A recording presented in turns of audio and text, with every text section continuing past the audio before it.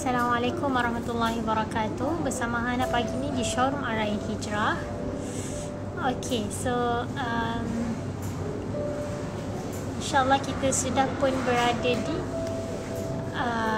hari kedua terakhir berpuasa kan. So apa yang kita boleh bermuhasabah, apa yang kita boleh bermuhasabah lah kan. Kita tanya diri kita sendiri apa yang kita dah achieve pada bulan Ramadan. Okay, Assalamualaikum yang di IG Suzailin, Joyo Gang, Miss Zira, Kak Ki, Naziha. Okay, so kita tanya pada diri kita apa yang kita sudah achieve pada bulan Ramadan. Kita dah khatam ke belum? Berapa selawat yang kita dah baca? Apa amalan yang kita nak tinggalkan? Kita dah tinggalkan tak? Kan contoh kita ada sikap-sikap yang kita tak suka, yang kita nak buang. Kita dah get rid ke tak semua tu? Okay, so kita muraqabah kan. Kita muraqabah, kita tanya balik diri kita sendiri apa yang kita sudah achieve pada bulan Ramadan. Okay, so insyaAllah sebelum Hana mulakan, Hana nak ajak ramai-ramai untuk follow kita punya Telegram. Okay, Arayan Hijrah Global Sendirian Berhad. Okay, boleh follow, boleh subscribe kita punya YouTube channel. Okay, di Arayan Hijrah Global Sendirian Berhad juga. Okay, so boleh search dan follow kita. Okay, so insyaAllah kita akan buat banyak lagi perkongsian di sana. Okay, so kalau semalam Hana dah share mengenai adab kepada kedua ibu bapa, hari ni Hana nak share adab menziarahi orang sakit. Okay, walaupun sekarang of course kita tak boleh menziarahi, tapi this is the thing that we should know kan. Perkara yang kita perlu tahu, yang ia juga adalah sunnah yang kita tak berapa ambil berat, tapi kita kena tahu apakah ada adab menziarahi orang sakit kan. Sebab kita tahu bila emergency, bila orang akan sakit, sebab benda tu adalah Allah SWT saja yang tahu kan. Bila ada orang sakit semua, kadang-kadang dia macam, kadang bila kita fikir balik, ada je sahabat-sahabat kita yang elok je sembang-sembang kan, pagi tu tengah hari atau petang dah dengar ada sakit, esoknya dengar ada sakit. Okay, so kita kena tahu benda ni, adab ni dah kena ada dalam diri kita. Okay, so sebentar Hana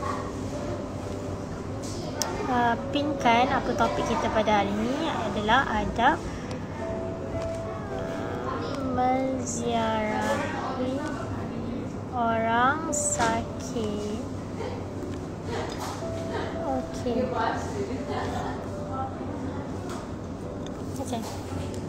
So bismillahirrahmanirrahim. Alhamdulillahirrabbilalamin. Wassalatu wassalamu ala ashrafil anbiya'i wal mursalin wa ala alihi wa ashabihi wa barik wa sallim. Allahumma ftah alaina hikmataka wa syur' alaina min khazaini rahmatika ya arhamar rahimin. Rabbi shrah li sadri wa yassir li amri wa hlul 'uqdatam min lisani yafqahu qawli. Rabbi zidna ilma warzuqna fahma. Okay, so assalamualaikum yang baru masuk. Okay, so topik kita pada hari ni akan kongsikan adab menziarahi orang sakit. Apa yang kita perlu buat, apa yang tak perlu kita buat, apa yang sunnah dilakukan. Okay, so kita akan Hana akan kongsi pada hari ini insyaAllah. Okay, so seperti yang kita tahu, menziarahi orang sakit adalah sunnah Nabi SAW kan. Nabi SAW juga pernah melakukan hal demikian. Maksudnya Nabi SAW melawat orang sakit. Tapi macam mana cara Nabi SAW treat orang sakit, macam mana Nabi SAW jaga ada adab kan semasa menziarahi orang sakit. Okay, so sebagaimana Rasulullah SAW bersabda, diriwayatkan oleh Abu Hurairah radhiyallahu anhu, yang bermaksud sesiapa yang menziarahi orang sakit ataupun ziarah saudaranya kerana Allah Subhanahu Taala, maka satu suara akan menyerunya bahawa kamu telah melakukan kebaikan, langkahmu adalah baik dan engkau telah menyediakan sebuah tempat tinggal di dalam syurga. Okay, So sesiapa yang menziarahi orang sakit ataupun ziarah saudaranya kerana Allah Subhanahu Taala, maka suatu suara akan menyerunya bahawa kamu telah melakukan kebaikan, langkahmu adalah baik dan engkau telah menyediakan sebuah tempat tinggal di dalam syurga. Okay, so apa reward ataupun apa pahala ganjaran yang kita dapat jika kita menziarahi orang sakit? Yang pertama, kita telah melakukan kebaikan, kan? Maksudnya langkah kita ni adalah langkah yang baik dan kita telah menyediakan sebuah tempat tinggal di dalam syurga. Okay, hadis riwayat At-Tirmidzi. Okay, sesabda lagi daripada Abu Musa radhiyallahu anhu berkata, kan, berilah makanan kepada orang yang lapar, ziarahlah orang yang sakit dan lepaskanlah orang tawanan. Hadis riwayat Al-Bukhari. Okay, so kita tengok adab menziarah orang sakit. Okay, sekarang ada 5 dekat sini. Sedikit je kan, 5 yang kita perlu ambil berat adalah yang pertama, adab menziarahi orang sakit. Jangan duduk terlalu lama di sisinya. Okay, jangan duduk terlalu lama di sisinya kerana apa? Kerana duduk terlalu lama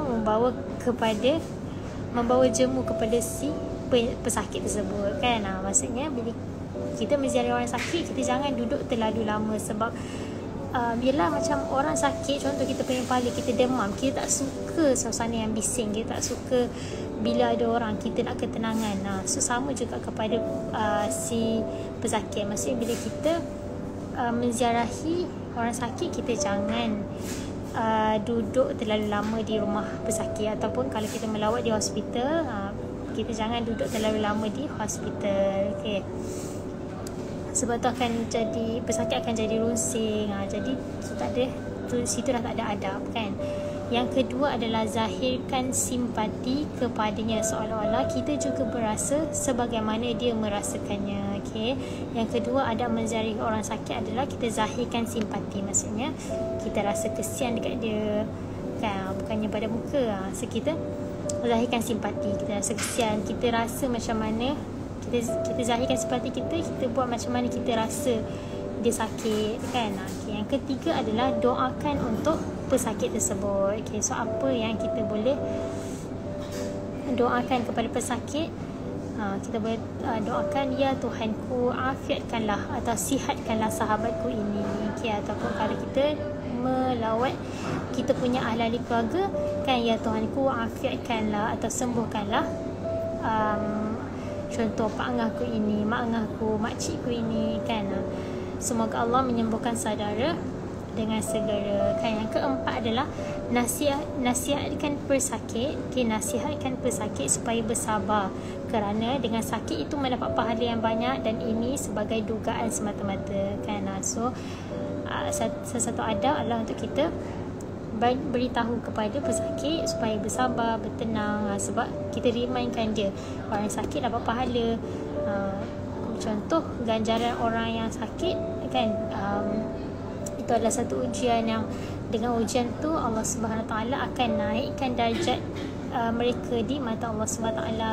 So kita beri semangat kepada mereka, jangan downkan mereka tapi beri semangat. Okay, yang kelima adalah jangan makan makanan yang dihadiahkan orang kepadanya atau makanan yang disediakan untuknya, kerana apabila dimakan maka hilanglah pahala ziarah itu. Ni perkara yang kita selalu lupa, ataupun perkara yang selalu kita selalu buat perkara ni, kan? Contoh macam kita menziarahi orang sakit, especially kita punya family sendiri, kan, kita makan makanan orang yang hadiahkan kepada pesakit tersebut. Tu kita perlu elakkan. Contoh macam Hana sendirilah, mungkin masa Hana kecil lagi lah, so macam tak tahu lagi, kan? Kadang-kadang mana-mana ahli family yang masuk hospital, kan, makanan hospital sedap, so kita makan makanan hospital, tapi makanan tu adalah untuk makanan pesakit. So dah besar ni kita jaga adab, kan? Kita perlu tahu jangan makan makanan orang sakit, ataupun jangan makan makanan orang yang telah dihadiahkan, yang orang lain telah hadiahkan makanan tersebut kepada orang sakit. Itu semua adalah adab. Waalaikumsalam, Nadia Sabri.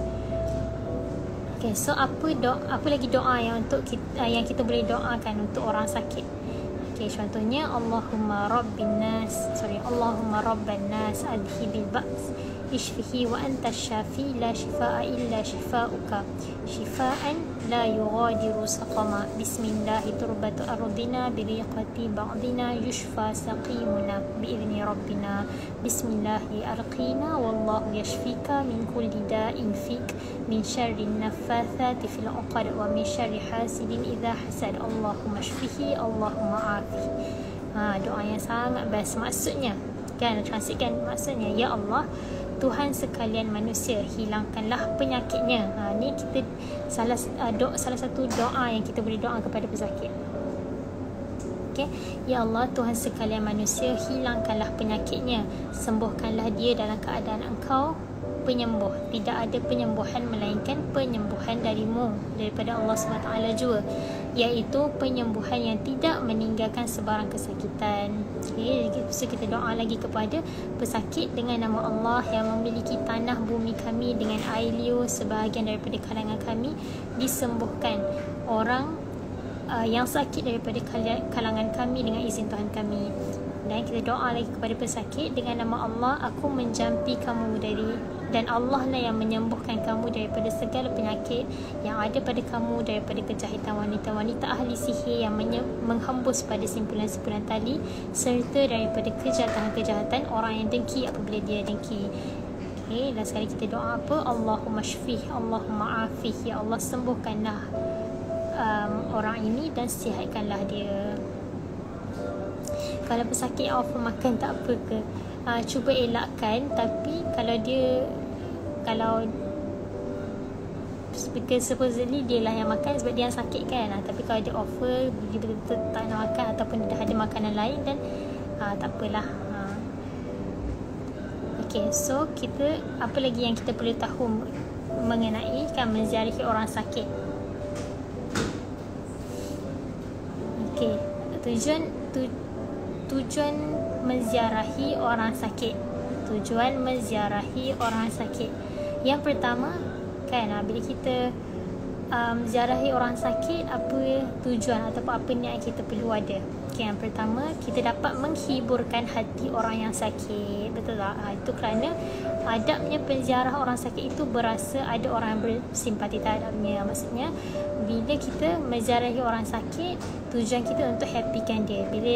Kenapa dia rasa happy? Sebab bila kita datang, kita macam kita sendiri sakit kan, so orang datang melawat kita, mesti kita rasa yang oh dia ni simpati kat aku, kesian dekat aku. So tu dapat menghiburkan hati pesakit. So kita tengok pula apa reward orang yang menghiburkan hati seseorang adalah dia dapat syurga kan. Contoh yang macam kadang-kadang kita tengok cerita lawak kan, orang ataupun kita ada kenalan kawan-kawan yang dia ni memang joker kan orang kata, ataupun dia ni suka buat lawak. So jangan nilai orang tu tak ada apa-apa. Memang dia punya pahala syurga sebab dia dah happy kan orang lain.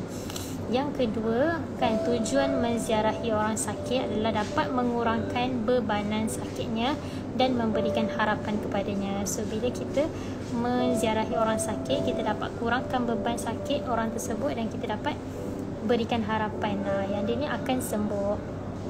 Okay, yang ketiga, tujuan kenapa kita nak menziarahi orang sakit, kita dapat mendoakan orang yang sakit. Okay, lagi satu yang kita boleh buat adalah untuk kita minta doa daripada pesakit, sebab orang-orang yang sakit ni doa dia makbul kan, doa dia sangat dekat dengan Allah.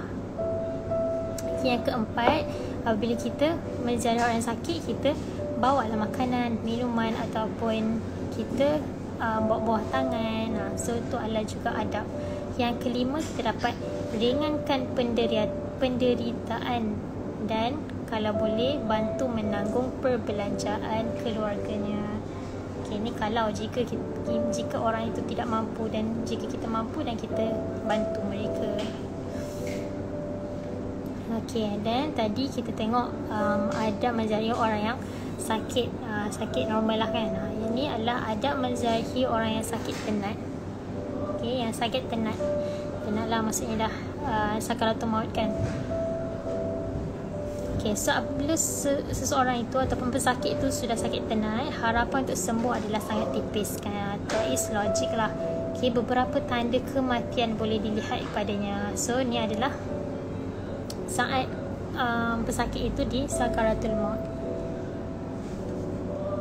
Okay, yang pertama adalah antara tanda kematian.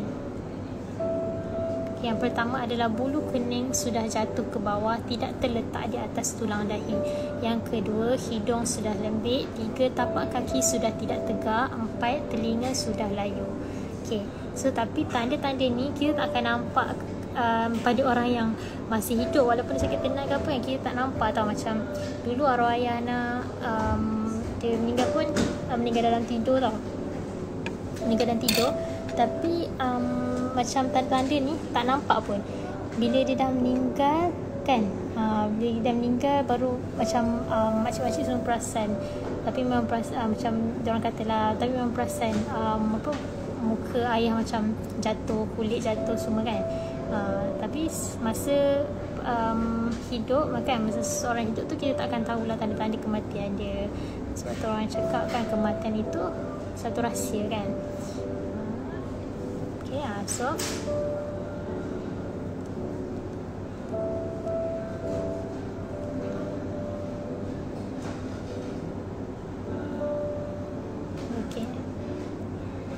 so apa adab yang kita boleh lakukan semasa menziarahi pesakit yang tenat. Okay, so penziarah, okay, yang pertama kita boleh melakukan memperkatakan hanya perkara-perkara yang baik sahaja. Okay, jangan cakap benda-benda yang menakutkan mereka kan, ataupun benda-benda yang menyakitkan hati mereka. Okay, so apa yang perlu kita lakukan adalah yang pertama, memperkatakan hanya perkara-perkara yang baik sahaja, kerana malaikat alaihissalam mengaminkan apa yang kita ucapkan kan. Sebab kita sebenarnya kita tahu semasa pesakit ataupun seseorang itu dalam keadaan sakaratul maut, memang banyak malaikat kan di sekeliling. So kita yang cakap benda yang baik-baik supaya malaikat aminkan benda yang baik. Yang kedua adalah memendekkan masa duduk dan jangan membuat bising. Okay, memendekkan masa duduk dan jangan membuat bising. So ni adalah ada yang common juga bila kita melawat orang sakit, kita jangan duduk terlalu lama. Okay, sebab tu akan merunsingkan ataupun membuatkan pesakit rasa tak selesa. Okay, yang ketiga, okay, pada orang yang untuk kita, bila kita menziarahi orang sakit tenat, sunat untuk kita mengajar dia mengucapkan kalimah syahadah la ilaha illallah, supaya nanti dia dapat sebut dengan dia dapat sebutlah, dia dapat ungkapkan perkataan syahadah tu. Okay, yang keempat, sunnah juga okay, untuk kita mengajar orang yang sakit tenat tu, okay, syahadah yang ni agak panjang lah, tapi selalunya kalau orang tenat ni dia hanya sebut la ilaha illallah. Okay, tapi kalau dia berkesempatan boleh mengajar dia salah satu syahadah ni, which is la ilaha illallah wallahu akbar, la ilaha illallah wahdah, la ilaha illallah wahdahu la syarikalah, la ilaha illallah la ilaha illallah lahul mulku wa lahul hamd, la ilaha illallah wa la hawla wa la quwwata illa billah. Okay, dan dalam satu hadis ada mengatakan, Nabi menjelaskan sesiapa yang membacanya ketika dia sakit lalu dia meninggal dunia, maka dia tidak akan dimakan oleh api neraka. Okay, sebut. Kemudian sunnah juga untuk kita menyebut, bukan kita lah, orang yang sedang dalam sakaratul maut, untuk menyebut la ilaha illa anta subhanaka inni kuntu minadh zalimin. Okay, yang keenam adalah ketika sakaratul maut, sunat dibaca la ilaha illallah inna lil mauti sakarat Allahumma ighfirli warhamni wa alhikni birrafiqil a'la Allahumma a'ini ala ghamaratil maut wa sakaratil maut. Okay, ini adalah doa yang bukan orang yang sakit tenat saja boleh baca, kita pun boleh baca doa ni.